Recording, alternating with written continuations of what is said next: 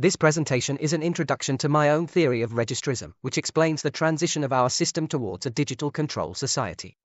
Hence its subtitle, The Advent of Homo Numerus Through the Abandonment of Homo Economicus. Before delving into the core of the subject, I would like to share a few preliminary thoughts to contextualize the personal reflection I am about to share with you. My name is Lionel. I am a French citizen living in France in my 40s. And like many, I have noticed an acceleration in societal changes over the past 10 years. If I were to summarize my point, I would say that the technologies now at our disposal, with their rapid deployment and ease of adoption, coupled with the acceleration of events over the last few decades, could lead one to believe that currency might become the tool of a global access control, enabling a central power to issue instantly detailed authorizations to each person. To reach the conclusion I have just outlined, my presentation will follow this plan. First, I will attempt to provide an overview of our situation in this year 2024.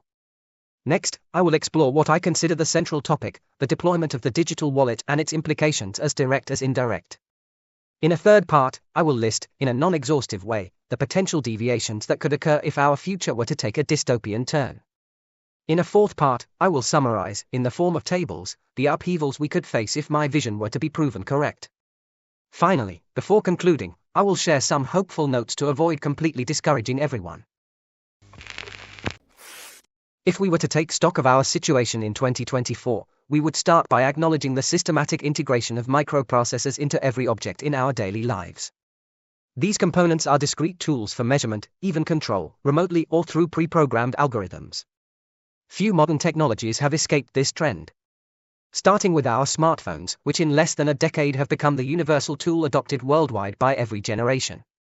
Thanks to all the functionalities they offer, GPS, contactless payment, communication via various channels, as well as photo and video capture.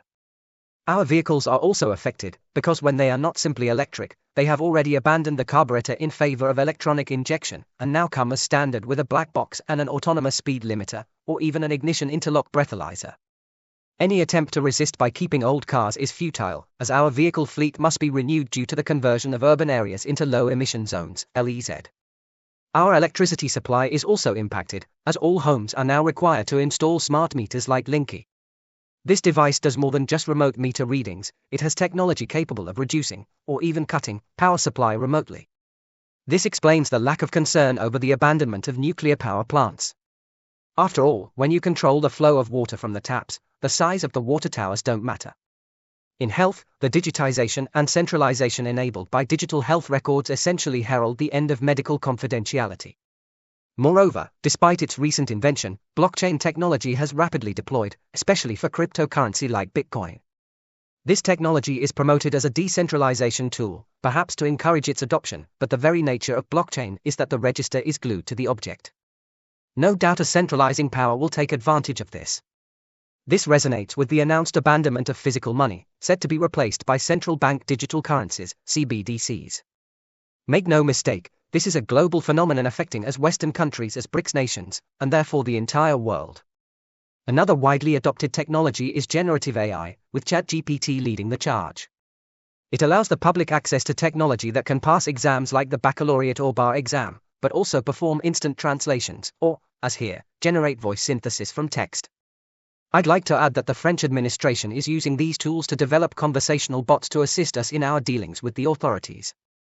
Another point is that video surveillance, now bordering on facial recognition, is already widespread in public spaces. Our privacy is also at risk, especially with connected doorbells. In the United States, law enforcement subsidize their purchase, gaining backdoor access and sparing the government the cost of installing cameras on every street corner, with citizens taking on this task. At the same time, biometrics is developing, with the first mass-market application being facial recognition at airport boarding gates, or the test carried out by Carrefour stores to use the palm of the hand as a means of payment. We should not forget the existence of click farms, which must be used immoderately, as a recent study has established that bots make up half of all internet traffic worldwide. Government's desire for control extends even to chipping our trash bins to track our waste emissions. Our carbon footprint is so closely monitored that MasterCard is also developing a technology to establish the carbon footprint of our purchases. Finally, we can no longer isolate ourselves.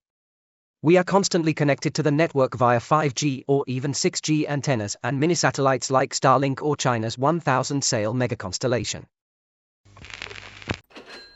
Beyond technological acceleration, we face deep political and societal upheavals. Everyone remembers the curfews and lockdowns experienced during the COVID-19 period.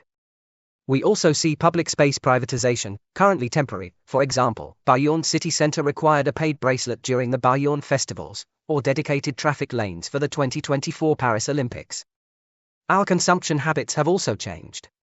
Online shopping has become a common practice. Our diet, too, is undergoing upheaval. Attempts are being made to introduce insect powder, GMO plants, or lab-grown meat. Another point is the growing difficulty in reproduction. Sperm concentration collapse means more couples turn to assisted reproductive technology, ART. There's also a notable promotion of active euthanasia, more casually referred to as assisted suicide, even for healthy people, as seen in the case of a 29-year-old Dutch woman who chose euthanasia due to depression. This is set to create a new market, with Switzerland developing suicide assistance capsules. Our society has become so benevolent that politicians are considering laws encouraging the reporting of private conversations. These same politicians are questioning private property, especially suburban homes with gardens, echoing the World Economic Forum's Davos mantra, "You will own nothing, and you'll be happy." Tax havens are also being standardized. The Panama Papers scandal and the end of anonymous numbered Swiss accounts may not be coincidental. Meanwhile, nations are weakening by relinquishing sovereignty, in Europe to the European Union. Abandonment of their monetary sovereignty through the adoption of the euro. Abandonment of their military sovereignty in favor of a common European defense project. Abandonment of their territorial sovereignty through the removal of borders, the abolition of customs duties and the acceptance of migrants without real manpower needs. Finally, the abandonment of their health sovereignty. At the moment, the WHO is jockeying to establish itself as the supreme authority for steering medical policies in the event of the next pandemic. This weakening of nations may be due to the increasing mediocrity of our political leaders who, rather than leading, merely follow, lacking the ability to drive new political dynamics.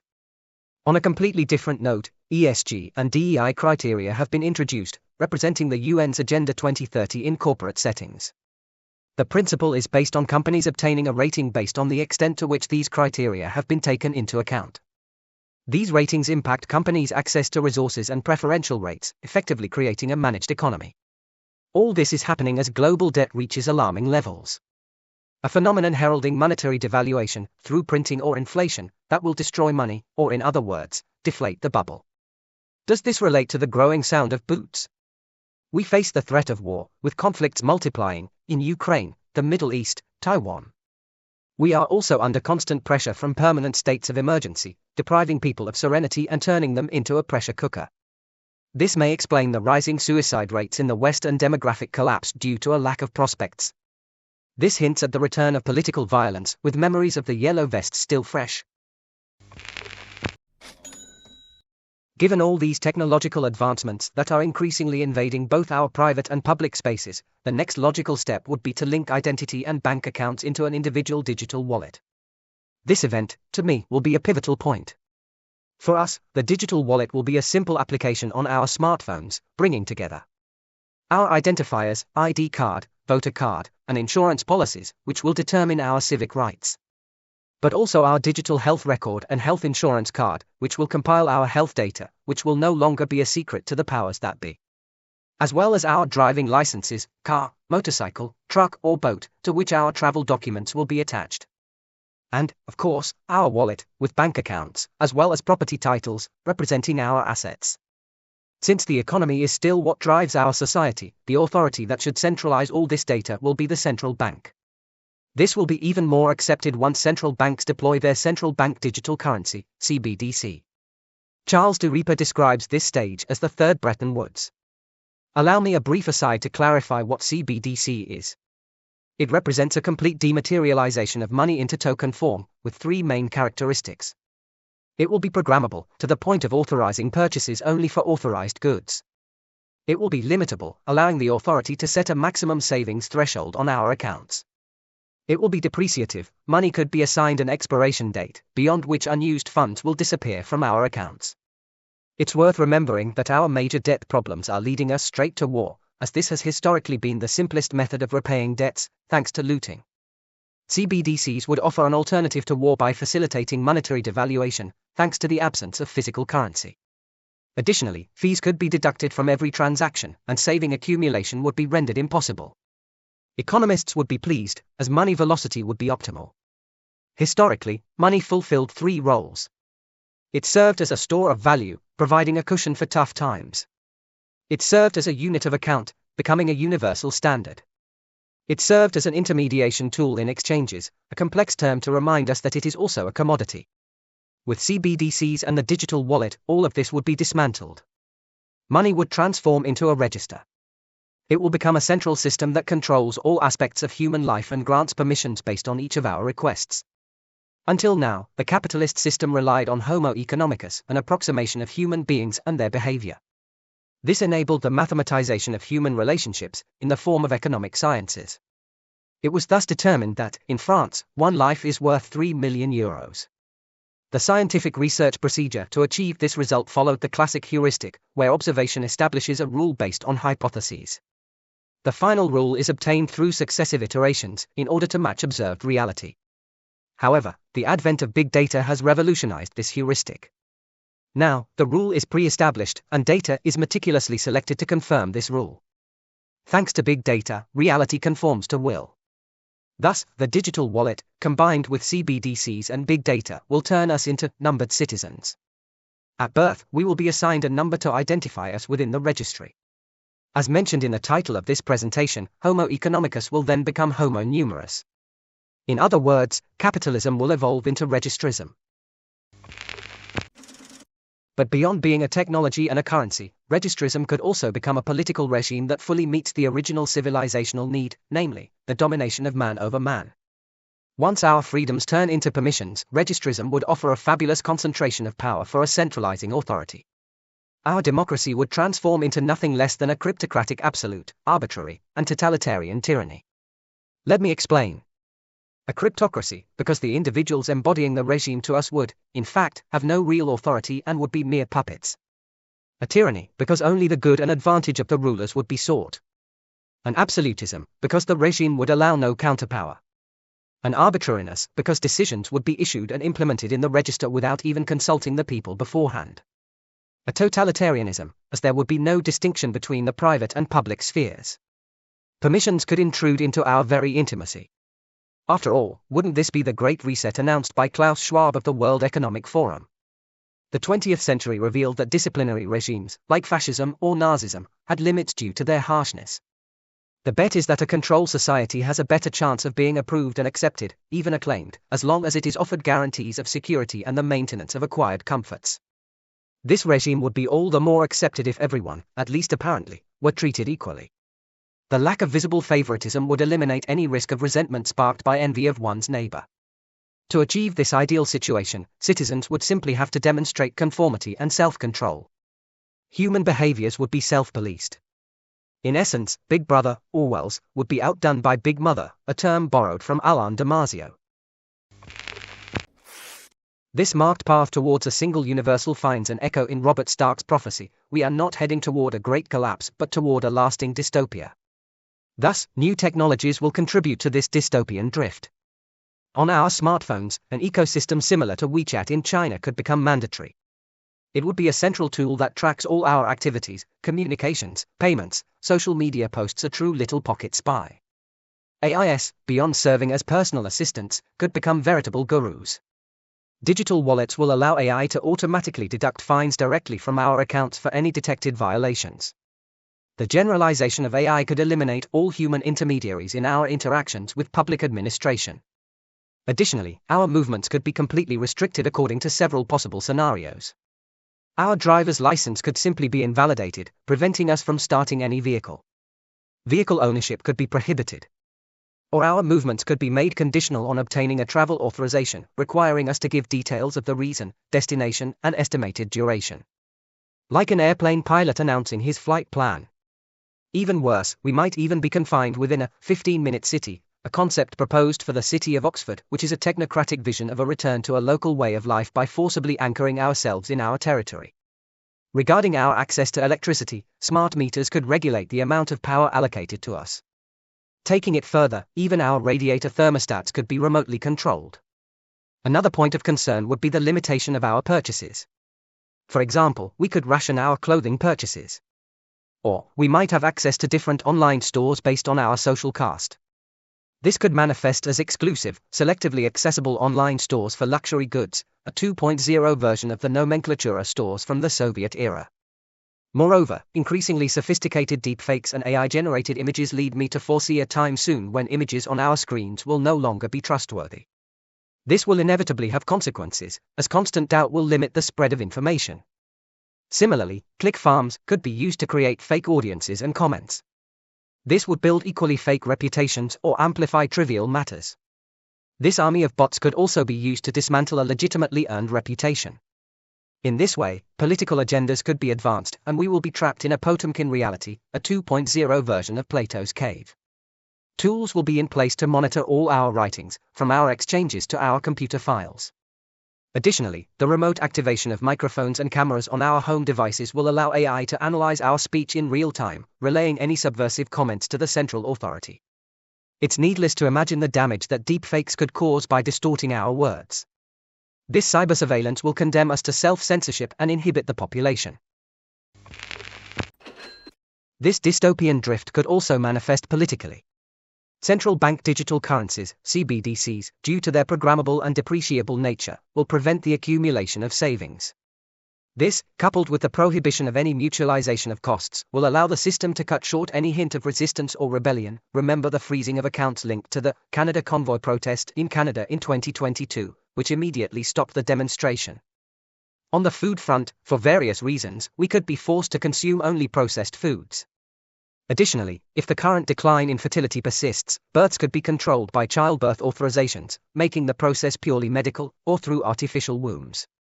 Conversely, suffering individuals might be encouraged to resort to euthanasia for convenience, as in the movie Soylent Green, ensuring the sustainability of the pension system. Furthermore, electoral ballots could be fully controlled through electronic voting. Joseph Stalin is credited with the following quote: "People who cast the votes decide nothing. The people who count the votes decide everything." Unfortunately, in the absence of any real remuneration for work, people will end up becoming discouraged, giving up work and letting themselves wither away. The death of our civilization could be the fatal outcome. Ultimately, here is a summary table of the changes that, in my opinion, the digital wallet is likely to bring.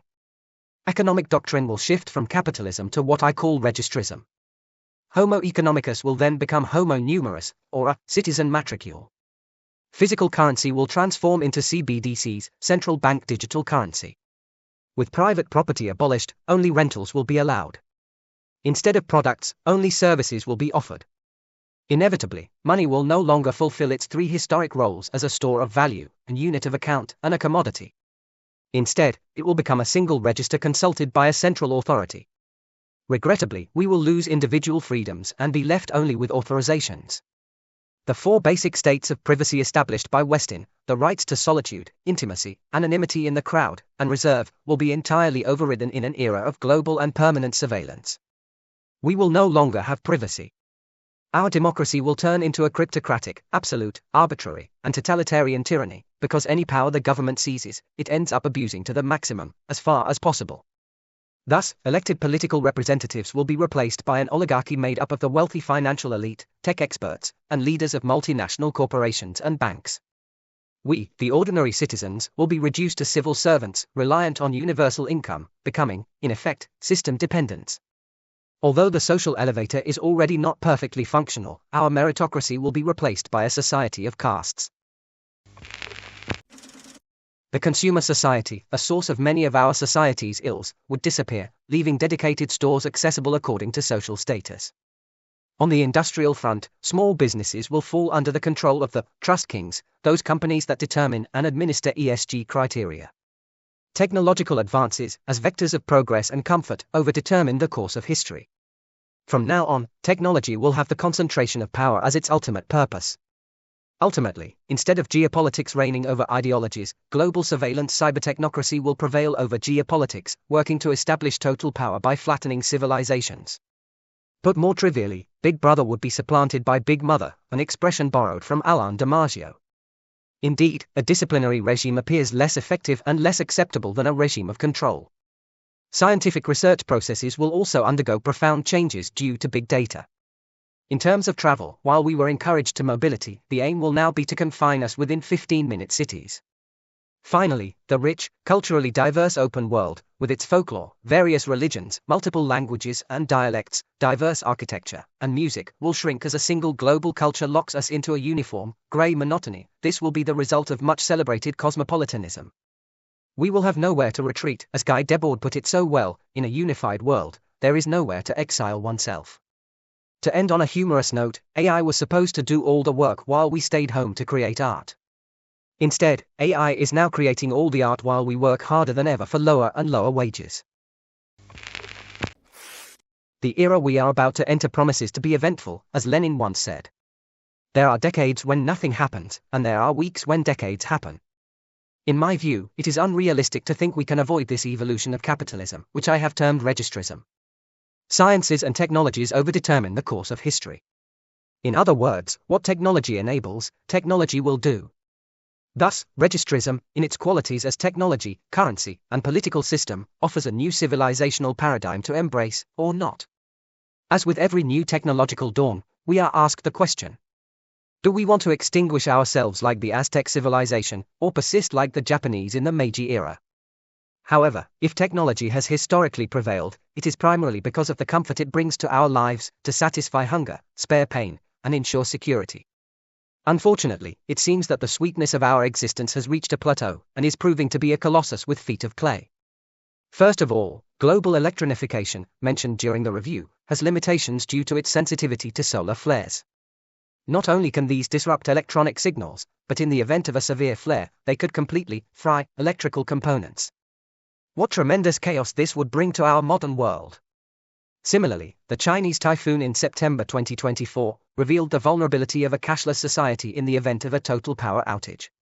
The population, unable to recharge their smartphones, their only means of payment, find themselves in a precarious situation due to the lack of alternatives.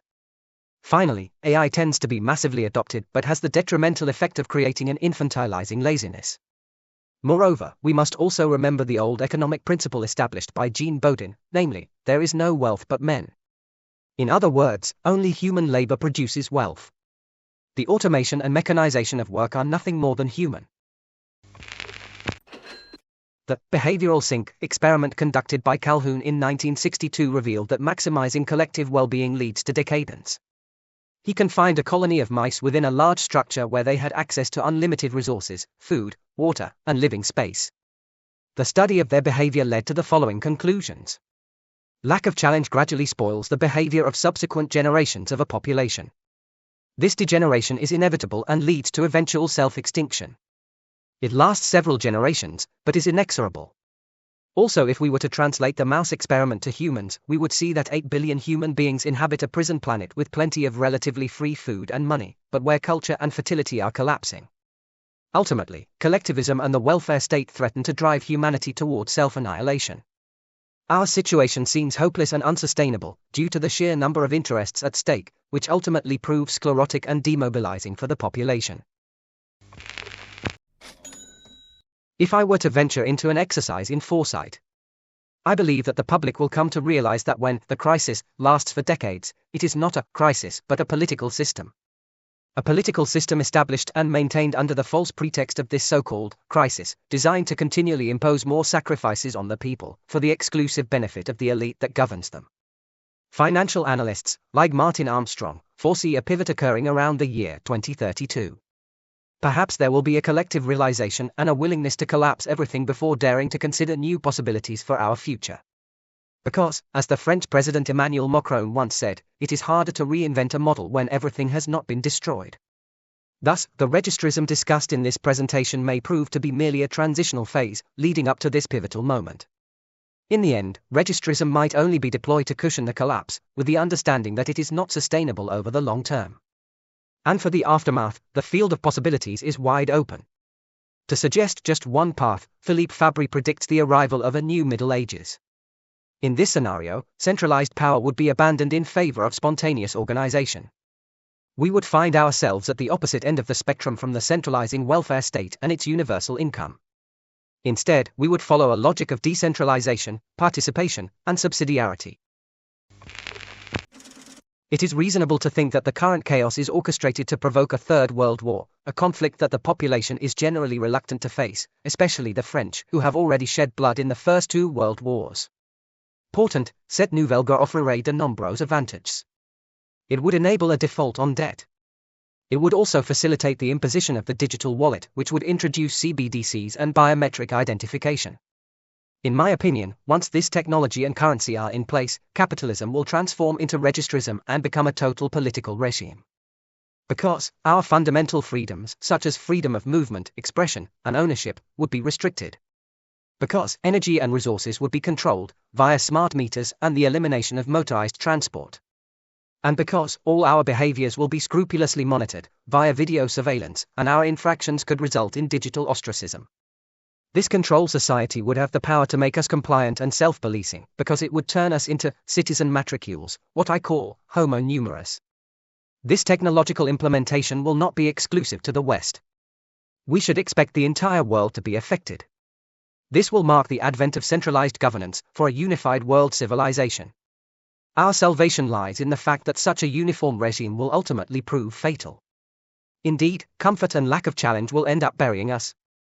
Let us hope that from this great danger, a popular resurgence will emerge, inspiring a vitalist impulse. All that remains is for me to thank you for your attentive listening. Should you wish to delve deeper into the subject I have just presented, I invite you to purchase the book, Discourse on Registrism, written by yours truly, Lien. You will then be able to continue the study and have access to the many sources I relied on to make these remarks.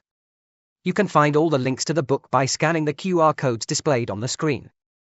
On the left for the French version. On the right for the English version. See you soon.